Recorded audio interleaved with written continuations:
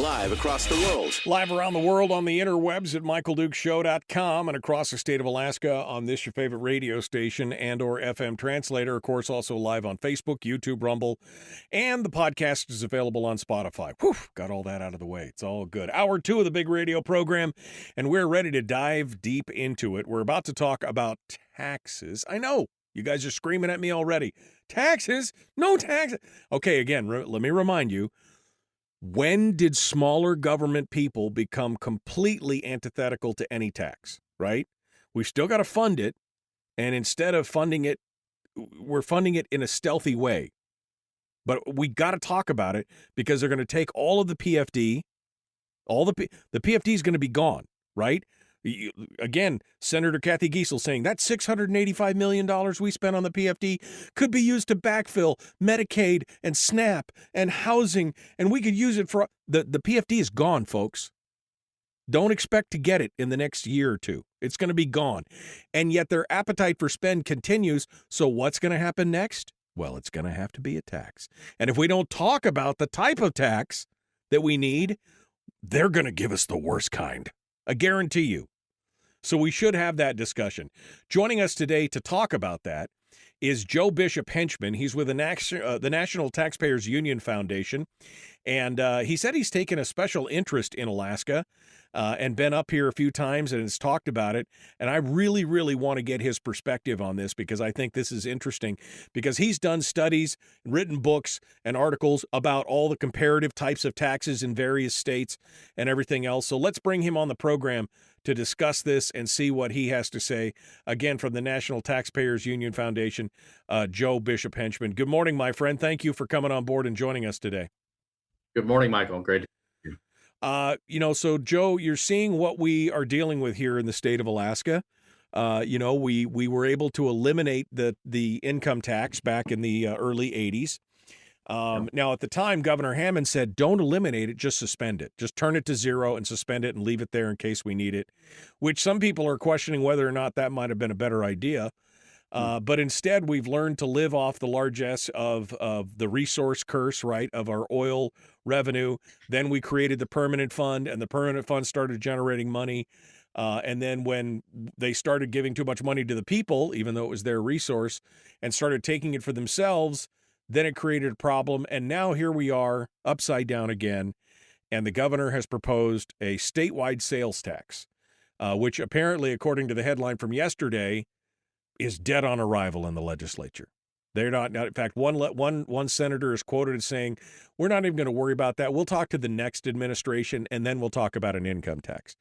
So give me your take on Alaska, the uniqueness, what you think about it, how it compares to other states, and maybe your advice as to where we should be going and what you're seeing across the country.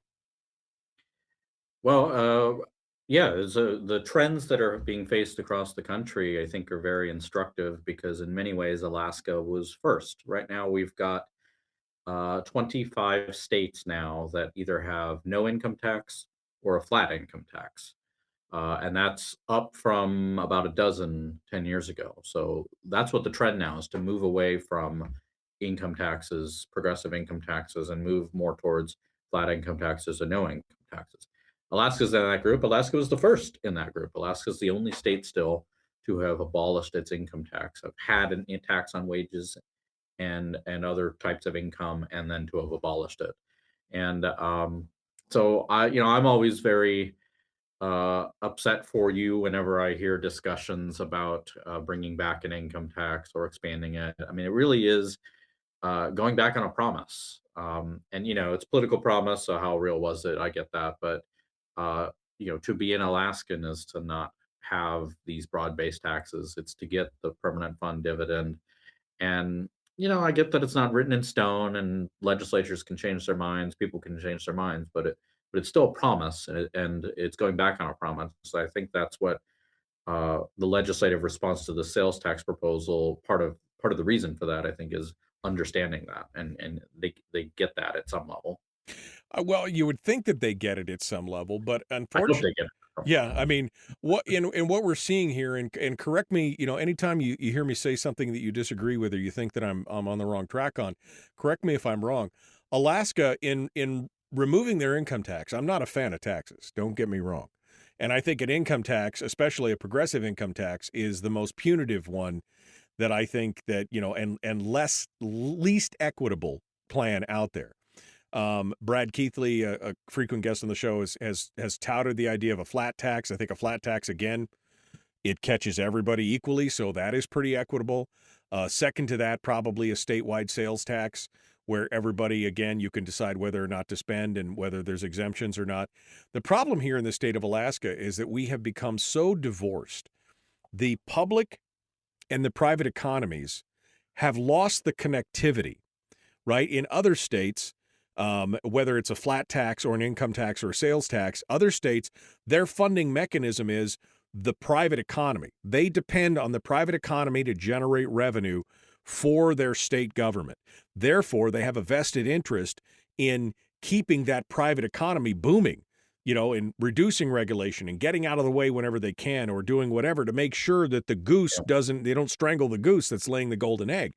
But in Alaska, because we don't count on the private economy, instead we've counted on oil revenues from state oil reserves. We count on the earnings of the permanent fund itself, which we can take at any time. It's a political promise again, broken again. There's this disconnect, and that's what we're seeing here in the state of Alaska. Do you think that some form of taxes in the state could recreate that connectivity and bring it back to where they have to care? Because the state, we've had legislators say that the government economy is the economy, that the government spend is the economy. Is that true in your mind? It's one of the toughest questions, and it's a very long-term question. And as much as our system is wonderful and the best in the world, it sometimes struggles with these long-term questions that involve pain, especially short-term pain to politically involved people. And um, not all, I'm the first to admit not all taxes are created equal. Some taxes are worse for economic growth than others. Some taxes are worse for compliance burdens and administrability and fairness, the perceived fairness of people than others. The OECD, which is an organization in Paris that studies taxes across the globe, has concluded that property taxes are the least damaging to economic growth, followed by sales taxes, followed by income taxes, followed by business taxes. And maybe that's not the only factor that should be thought about, but like if you're going to have a tax, those are kind of the gradations for economic growth that you have to think about. Um, the the how you frame the debate, I think, is really important because I think that's the focus needs to be on economic growth, how to grow the economy, how to boost standards of living, how to make sure to make sure Alaska is set up for the rest of the 21st century. And I fear it's, oh well, let's just sweep the permanent fund dividend, use that to backfill the budget, and we're done. Or let's just adopt an income tax, use that to backfill the Right, budget, and then we're right. done. It's not any of the long-term hard thinking about how do you build a sustainable Alaska economy and build a sustainable public finance that can pay for the services that are needed and that are demanded by the population. Um, and I mean, if you don't have that conversation, it's just going to keep happening because it's not going to be enough. If you have a closed economy, the cycle of money within the economy is not going to be enough, and it's going to be a problem. And so, I had conversations like this in some other places that maybe are in a harder economic situation. Take like West Virginia, for instance, which their tax system was built on the coal mines, but the coal mines are either played out or we're not mining as much coal as we used to, and so that source is gone. And so you're not getting business taxes anymore because in West Virginia because there's no more coal businesses, and you're not getting income taxes because a lot of people are unemployed who work for the coal industry. And property taxes and sales taxes aren't generating a lot because there's not a lot of economic activity and not a lot of people moving to the state. And so, what do you build a revenue system when the economy is that far gone? Alaska's nowhere near that yet. And I certainly hope it never gets anywhere near that. But like that's the danger of that path where if you continue to not think about how to grow the economy, how to build up the economy, um, you're going to face hard situations like that. Well, and that's the thing. I mean, as you said, the legislators have just thought we'll just backfill, right? Now, Yeah. unfortunately, they've been backfilling. I mean, it started in what, 2013, 2014. We had a $1.5 billion in the SBR, the statutory budget reserve. We had 13, $14 billion in the constitutional budget reserve. I And remember when Alaska had the best rainy day fund in the country. That's absolutely, right. absolutely. And then we saw it in 2012, 13, 14, 15. We drained every one of those accounts because we were spending more than we were taking in, and nobody was pulling back on the reins. Nobody was saying, whoa, we're short, and maybe we should take some money out of the fund, out of the CBR for now, but we've got to fix this. No, it was just, we'll spend it all. And by 2016, 2017, they'd cut the PFD to backfill it. And now here we are today with sitting senators, members of the majority and the leadership saying that $685 million that we just spent on this last year's PFD, that could be used to fund so many other things. It's gone, Joe. The PFD is going to be gone. And once that pot of money is gone, what's going to happen then? How are we going to be forced into a tax after they've taken all that money? So what does this look like? I know you talked about flat tax and comparing it to other things. You had a graphic in one of the pitches that was sent to me that I want to throw up there because this shows about the flat tax and how it dominates. This 20-year state income tax reform. So walk me through this. Compare what's going on in the lower 48 to what's happening up here. Well, in a lot of states, it's become more and more apparent that competition is really driving the name of the game nowadays. So it used to be that people didn't really move a whole lot, but with the price of transportation and cost of living, I mean, people are moving a lot more than they used to. And it used to be that businesses didn't relocate a whole lot. But now you can sell to the global market from literally anywhere. So we see businesses much more mobile than they used to be.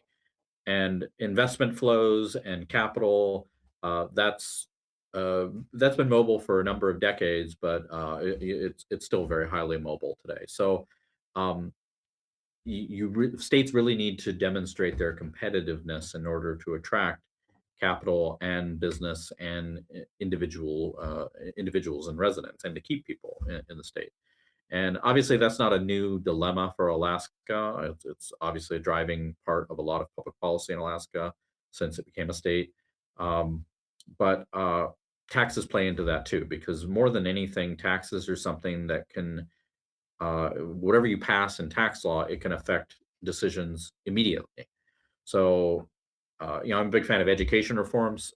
The best education reform could take as much as a generation to reflect itself in the economy. Right. But if you make a great tax change, or if you make a terrible tax change, you can see the impact pretty significantly. Down in California, they're talking about doing a wealth tax on the November ballot. Not even passed it yet, just talking about it. Don't even have the signatures yet. It's not even on the ballot yet, but they're talking about it.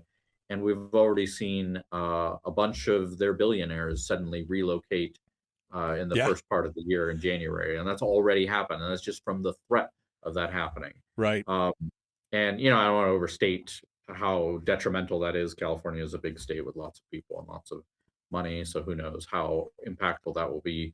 But it goes to show that taxes can have an immediate effect for good or for bad. Yeah. And that's true in Alaska too. So even the discussion of taxes is again forcing it. We were just talking about that law at the end of the last hour before we brought it in, because again, a 5% wealth tax, not just a 5% wealth tax for exiting California, but retroactive to January the 1st of this year. I mean, how that would pass the smell test, I don't even know. But you want to drive people out. You wonder why under Gavin Newsom they've lost hundreds of thousands of people out of the state of California. I think that might be a prime example of it. We got to come up on the break here. We're talking with Joe Bishop-Henchman from the National Taxpayers Union. When we come back, I want to talk to him a little bit about what NTU stands for and then what his suggestions are for here in the state of Alaska. If he was emperor for the day, we made him God Emperor of the world. What would it look like here in the state of Alaska in the future here? We're going to continue the Michael Duke Show. Common sense, liberty-based, free-thinking radio. We're going to be back with more right after this. Don't go anywhere.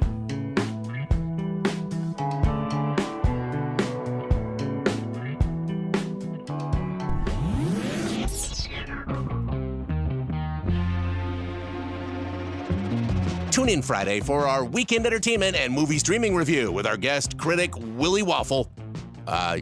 That's actually his real name. Really? That's his real name? Man, his parents must have hated him. The Michael Duke Show.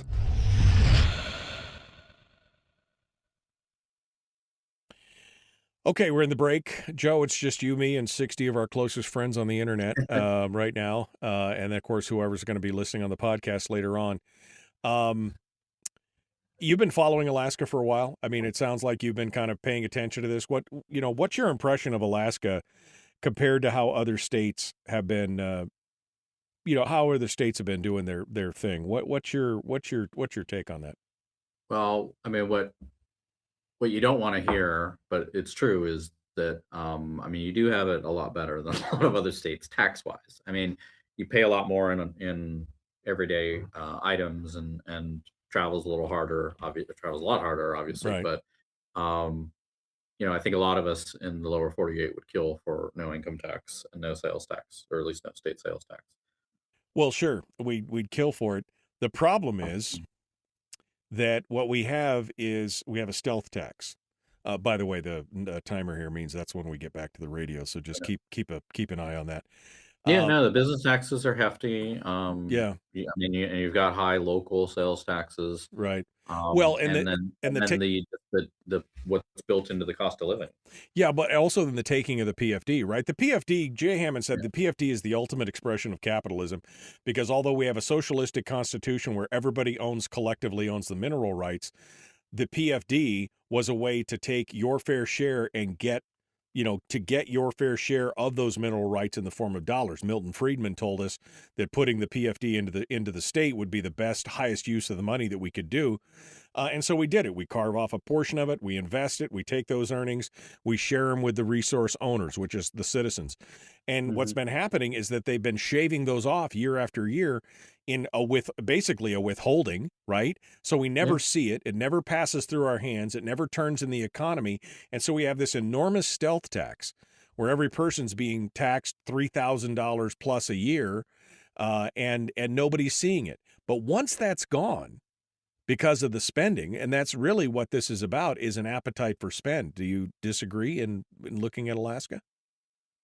No, and there's been some political science literature on the petrostates and Saudi Arabia and the UAE and all of that, and how that ready source of revenue has affected their economic development and, well, as you said, the resource curse. Relationship, yeah, the resource curse, the relationship between what people are paying in and the services they're getting.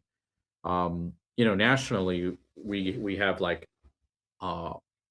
probably 80% of the income tax burden is borne by less than 50% of the population, and that there's thinking that warps the size of government that people demand, because if you're getting 80 cents of government for less than 50 cents on the dollar, of course you're going to demand more government. Right. Ben Carpenter, former representative, asked, does NTU advocate low taxes or limited government? What's the position on no broad-based taxes that enables bigger government? Well, we're for the taxpayer, and that includes keeping an eye on government spending too, because if you're spending big and borrowing instead of taxing, that's just as problematic down the line. So we're a big fan of structurally balanced budgets, which obviously Alaska is struggling to get. We haven't had a structurally balanced budget since 2005, maybe 2006. And I mean, right now it's spending down assets, but how is that much different from what's going on nationally at the federal government, where we're 38 trillion and counting to fund everyday expenses. It's monkey see, monkey do. We just can't print money. That's what's going on here. And when we find out that we've run out of money, that's when the yogurt's going to hit the rotor at this point. And that's kind of the scary part here, is that nobody seems to see it. Again, we were just going over it in the first hour. Legislator after legislator with new programs, new plans, 90 million, 100 million, 100, 300 million, when we're already facing a deficit and a supplemental budget from this year that's nearly $500 million. So it's frustrating. All right, we're 10 Okay. seconds out from rejoining here, so we're going to jump back in. Are you with me to the full hour, or are you with me to just after the bottom of the hour? Where are you at here? I think it was bottom of the hour, but I'm flexible if you need. Okay, we can go to 40 after if you got. Okay. That'll be the last segment. So, all right, here we go. The Michael Duke Show, Common Sense Radio.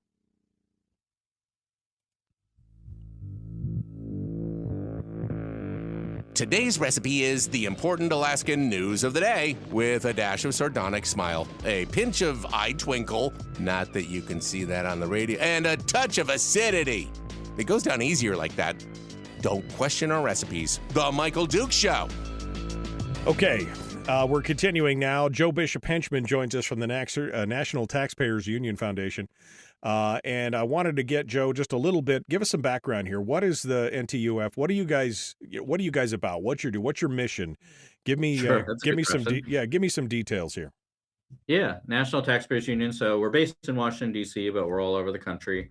I'm from California originally, so I can talk about California taxes at some length, which is very opposite than Alaska in a lot of ways. But NTUs for the taxpayer. We fight to make sure the taxpayer is represented in the halls of Congress, in the courts, at state legislatures, in regulatory agencies, just everywhere. Because there's lots of people lobbying all these places for special interests and for short-term interests.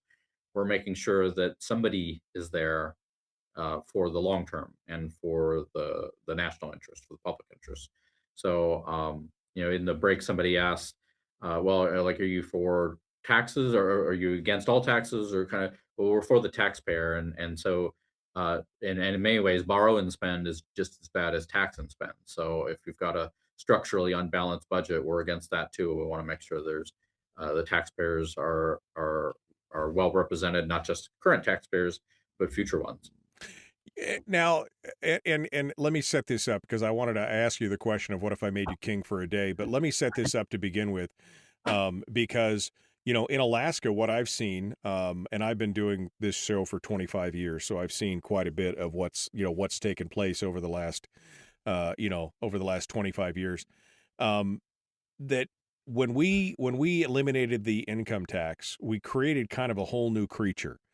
We created a lot of people who were ostensibly for smaller, more limited government, but they became so tax averse that any discussion of that was anathema, right? Was totally antithetical to what they were thinking.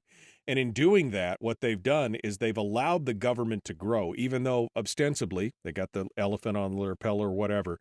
They've said, we're for limited government, smaller limited government, but don't tax us at all. Now, that seems to be antithetical in and of itself, because the taxes are coming, because by doing that, they've allowed government to grow well beyond the scope of where it was. We got that first royalty payment in 1969. It was almost $1 billion that we spent in like no time flat.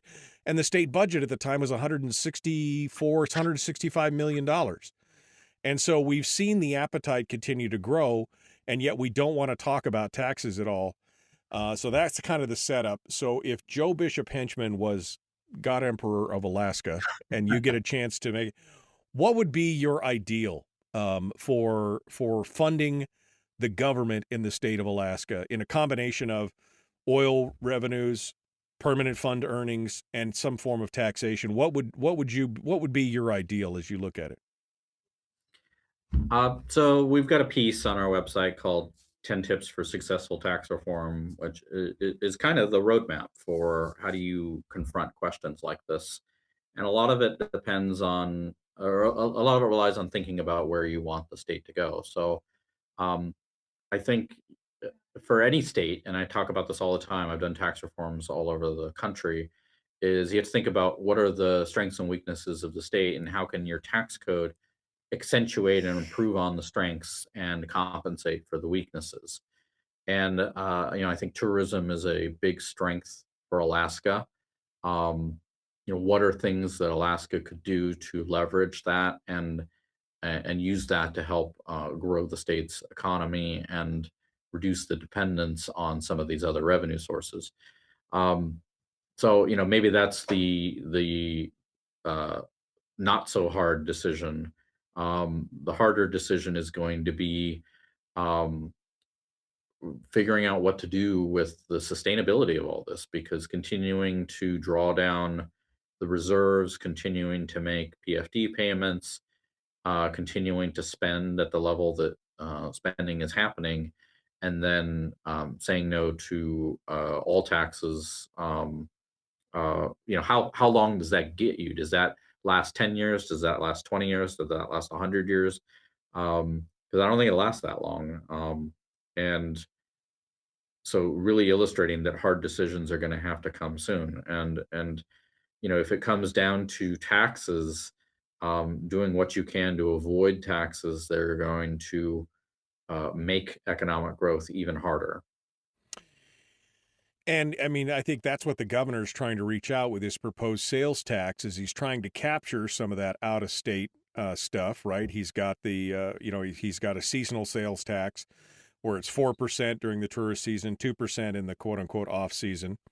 Trying to capture that. Brad Keithley, our analyst here on the show, says, that if we went to that tax form, Alaskans would have 20% more money in their pockets versus PFD cuts, because then that money would be offset and we'd be able to get that money in the form of a larger or more statutory PFD. But in light of all that, what is and I know that chart that I just showed earlier talks a lot about a flat tax. Is that the preferred tax in most areas? Is it better than a sales tax? Is it better than a progressive income tax? Is that, what is the ideal tax for most states? Alaska's a little unique, but I mean, for most states, is that the most ideal tax? So for a lot of these states, they're moving from very complex, progressive, high rate, lots of deductions and exemptions, income taxes, and moving away from that towards a flat tax. So it really is an improvement in a lot of ways. Alaska's situation is obviously a bit different, but you want to avoid the tax code becoming a political football as much as possible. And maybe there's not a lot of muscle memory on this with Alaska not having had an income tax for a generation, but in a lot of states, and you see this when you fill out your federal reform, the complexity from the filling out your income tax is not from what the rates are. The complexity is all of these bizarre definitions of, this is in the code, this is not in the code, this is taxed more, this is taxed less, and we define this in a weird different way. And having an earned income tax credit that defines child one way and a child tax credit that defines child a different way. And all of this is what adds up to the hundreds of billions of dollars of just outright economic loss that comes from people having to fill out their income tax nowadays. And we see that also in business taxes, where a lot of politicians take business taxes, and Alaska is no exception on this, and uses it to put in extra penalty taxes on people they don't like, and benefits and credits and carve outs for people that they do like and industries that they do like. And once you have let that happen, um, it becomes what allows you to succeed economically is not how well you cater to the market or how many people you hire or how productive you are. It's how many friends do you have in the state legislature or how many friends do you have in high places. And that's not a recipe for economic growth. I mean, that's how Michigan got to where they're got is going down that path. And I hate to see that happen to Alaska. So to the extent that there has to be taxes, which I don't think, The eye, which the I hope you don't get there, but the eye to roll. the extent Yeah. you have to be, make it as simple and as least as uncomplex as possible, so that it can't become this political football. So yeah, so a flat tax is pretty simple. You pay whatever the percentage is on whatever your income is without the carve outs and everything else. The eye roll that people on radio couldn't see when you said if you have to have taxes. I mean, that's the thing. And I think that's kind of where we're at. But I think we're also coming to the realization that because we have such an appetite for spend in this state, the politicians have no chill. They have no restraint on the size and scope of government. That it's an inevitability at this point. It really is, because we won't see a PFD, and then once that's gone, they'll look us sweetly in the eye and tell us, well, it's time for you to pay your fair share now. We better have a discussion on what is the most equitable, comprehensive, and easiest form of tax that we can have, because it's gonna be here. Every state says they're special and they're different. Usually they're, that's just what people think. But I mean, Alaska truly, and take this. I don't live in Alaska, so I'm not biased, but Alaska truly is different and special. And I really think there is an opportunity for creativity and innovation to come up with a solution to this problem of what can be done to boost Alaska's population, to boost Alaska's economic growth, to boost Alaska's advantages in order to help economically grow the way out of this problem. Um, and you do have time because you haven't spent down everything. But obviously, if that discussion's not happening in the legislature, and people aren't pressing for that to happen, then what you laid out is true, and kind of inevitably we'll get to that point. Well, we haven't spent out everything yet, but as I said, there's only 680 million left in the permanent fund for them to backfill with. There's only $3 billion in the CBR, and anything less than about $3 billion or $2 billion is going to cut into cash flow and creates other problems. So we're really at the bottom of the barrel at this point. We can't, another 24 months, there will be nothing, two more budget cycles. There really won't be anything left. One final question here. I know you've got to go. You've stuck with us a little longer than than I committed you to, and I appreciate that. Is there a tax? Again, looking at that chart from 2006 to 2026, we saw all the states that have moved from progressive income taxes or no taxes to a flat tax. Is that in your mind? Is that part of a revolutionary tax change, a tax revolution? And then add to that the things we're seeing out of Florida now, where Ron DeSantis is saying things like, you shouldn't have to rent your own property for the government. We should do away with property taxes and find another way to fund, because that's just not right, that you have to pay rent to the government for the rest of your life. Are we starting to see kind of a revolution in that in your mind, or is that something that we could maybe build off of here in Alaska? What is your thoughts on that? These changes we're seeing across the country have been transformative, and it's something that really hasn't gotten a lot of attention. And we're always so focused and obsessed on what's going on in Washington, D.C., where the fiscal picture is much bleaker, where the economic picture is much more uncertain. But at the state level, or at least in half the states, there has been a lot of effort to be, how do you dynamically set up the economy? And you mentioned Florida. That's an example of what I'm talking about, where Florida has